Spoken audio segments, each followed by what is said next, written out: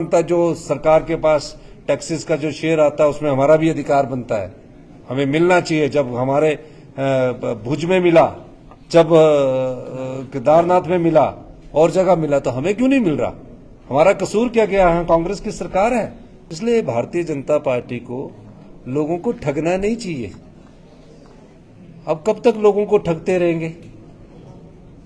आपको सही बोलना चाहिए कि केंद्र सरकार के लोगों से हम बात नहीं कर सकते हैं, हमारी नहीं चल रही है केंद्र सरकार में, हम गृह मंत्री जी से नहीं मिल सकते हैं, हम देश के प्रधानमंत्री से नहीं मिल सकते हैं।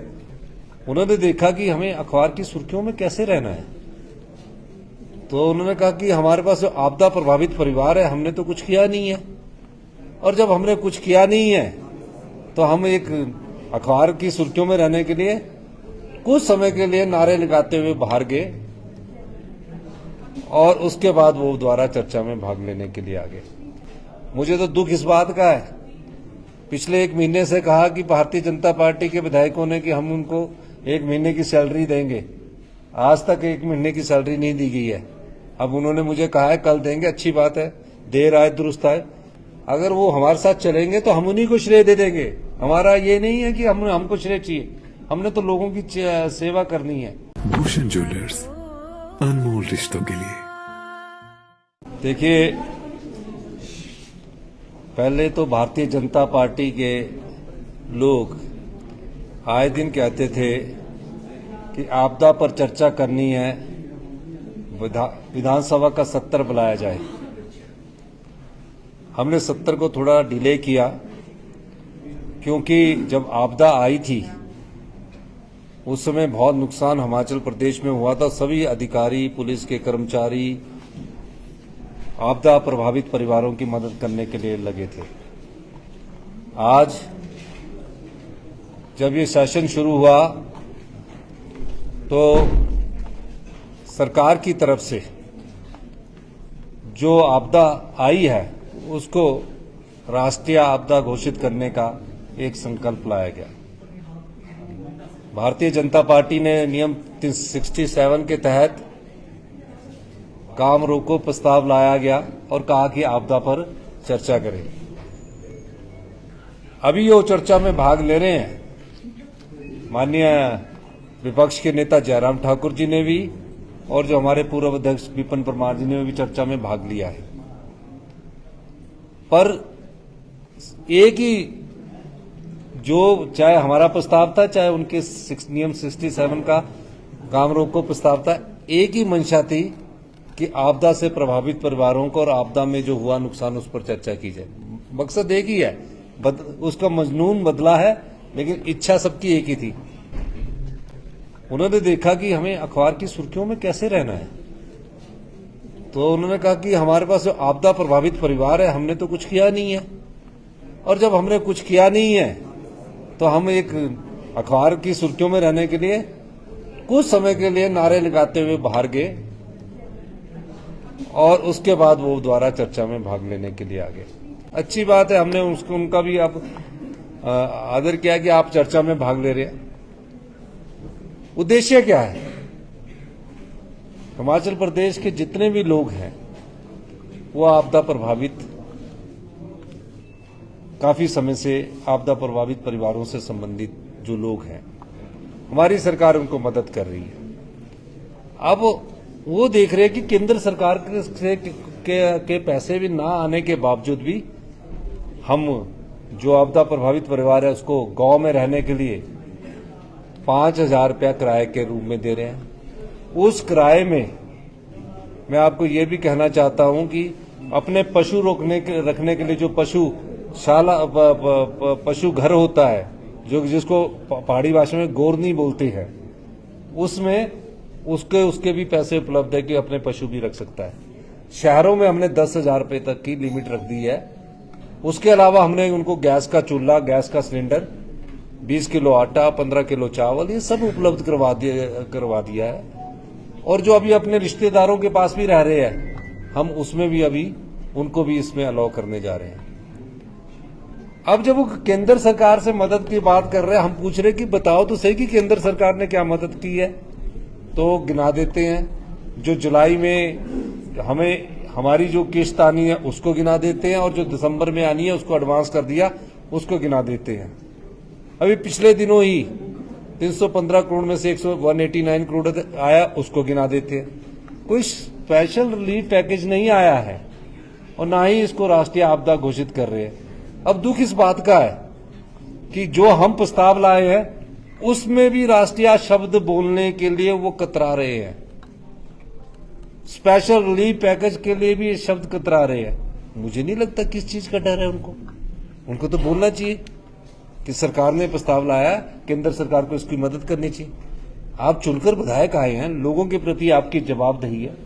जब वो नहीं बोलते हैं तो हमें शक हो जाता है कि कहीं ना कहीं ये लोग इस चीज से जो आपदा प्रभावित परिवारों को मदद मिलनी चाहिए उससे पीछे हट रहे हैं। तो मेरा ये मानना है कि राजनीति करने के लिए बहुत समय है। अब तो आप विधानसभा के सत्र में हमारा साथ दीजिए और उन परिवारों के साथ खड़े होइए जिन परिवारों का सब कुछ लुट चुका है। पाई पाई जोड़कर एक घर बनाया जाता है हिमाचल प्रदेश में, तिनका तिनका जोड़कर एक गांव में आदमी भी घर बनाता है।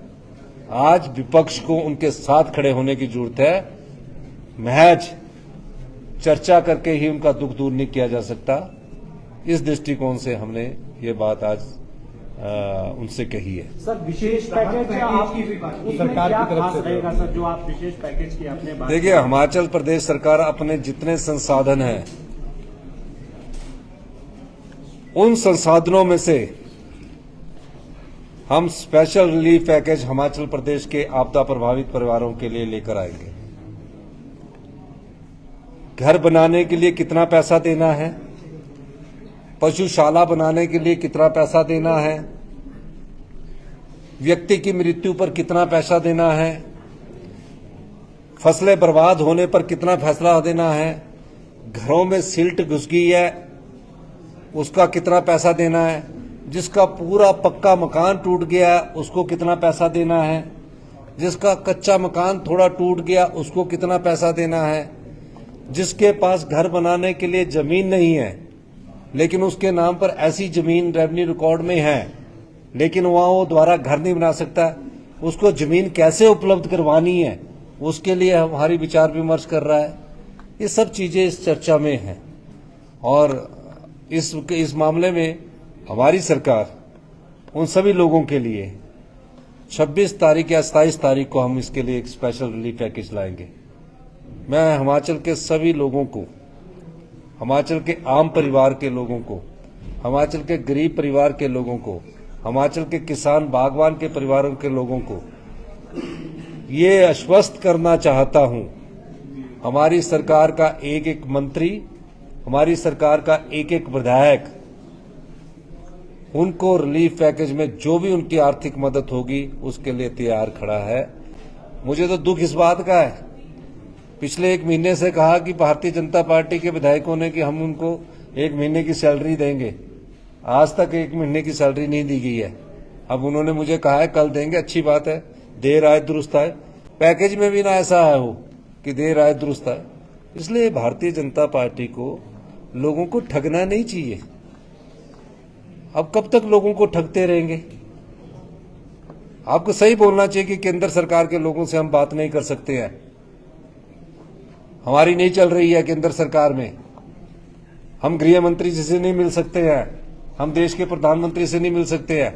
हमने देश के प्रधानमंत्री से भी अनुरोध किया, गृह मंत्री से भी अनुरोध किया और मैं आगे भी अनुरोध करता रहूंगा। और सब प्रकार से हिमाचल के जो भी लोग हैं उनके लिए हम सब लोग केंद्र सरकार से अनुदान की बात करते रहेंगे। हम फेडरल स्ट्रक्चर में रहते हैं, हमारा ये दायित्व बनता है, जो सरकार के पास टैक्सेस का जो शेयर आता है उसमें हमारा भी अधिकार बनता है, हमें मिलना चाहिए। जब हमारे भुज में मिला, जब केदारनाथ में मिला और जगह मिला तो हमें क्यों नहीं मिल रहा?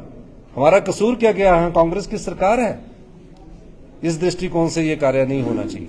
सर आपने ये भी कहा कि जो अपात्र लोगों की मदद की बात कही, आपने जांच की बात कही है कि फिर अपात्र लोगों किसी भी अपात्र को अभी तक नहीं मिला। हमने सख्त निर्देश दिए है क्योंकि अभी पैकेज आना है ना, एक पैकेज आया है 7 से 14 का, उसमें कोई भी ऐसी शिकायत हमारे पास नहीं आई। अब जो अगला पैकेज आएगा उसमें हमारे सरकार के मंत्रिमंडल के सभी सदस्य उसका गहन परीक्षा करेंगे, वहां क्षेत्रों में जाएंगे और जो भी प्रभावित परिवार है उसे ही मिलेगा। सर G20 डिनर पे जो ऑपोजिशन आपकी स्टेटमेंट पे आरोप लगा रहा है कि वो राष्ट्रपति का अपमान है, जो आप कह रहे हैं कि आप वहाँ डिनर के लिए नहीं गए थे।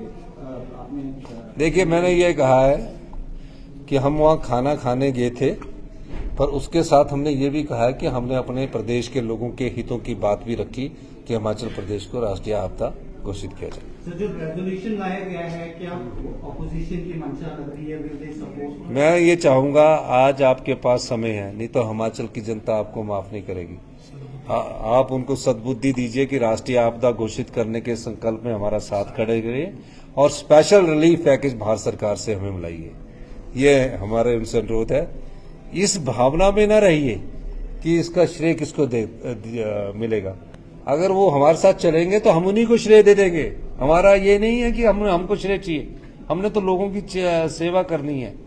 तो हम इस दृष्टि से उनसे भी अनुरोध कर रहे हैं। धन्यवाद।